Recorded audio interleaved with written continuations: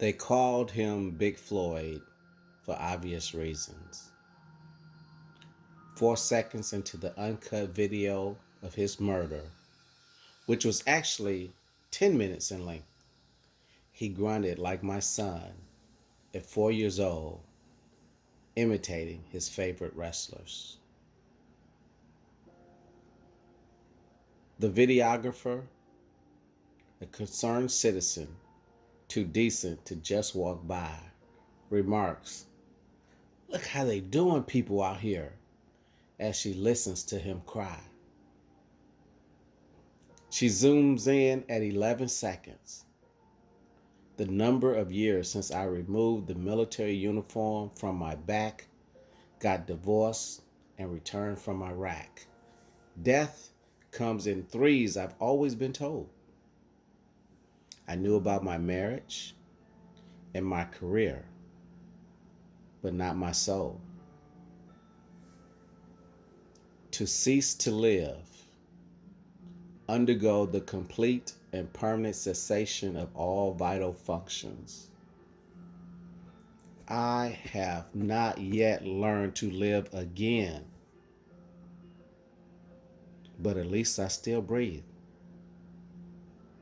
Some of us, too many of us, don't.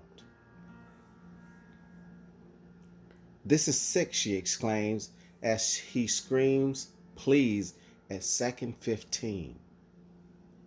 An officer stands to hide their deeds to make a human scream.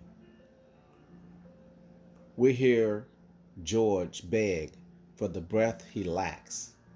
He screams "please" for the 5th time before the officer looks back.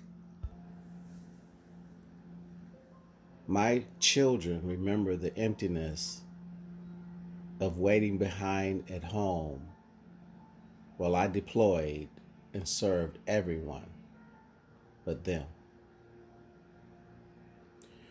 When home was 4 walls and emptiness, however, I know our home was never, ever as empty as the look on this peacekeeper's face, as black as their hearts, as vulgar as their actions, as untrue as their oath of office.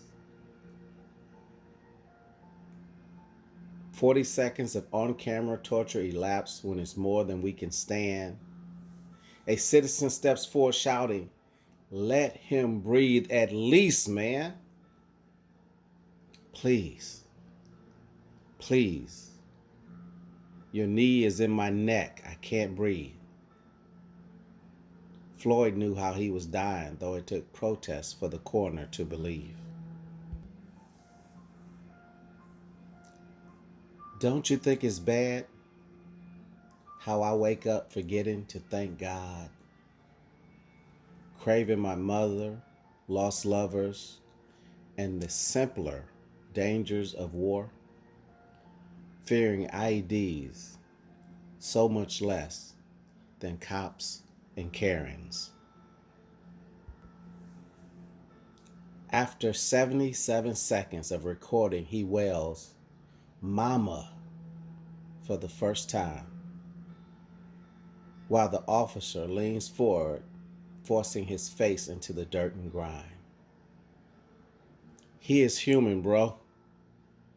Another bystander exclaims from feet away, and it's simple to see the officer shift his position to place on more weight.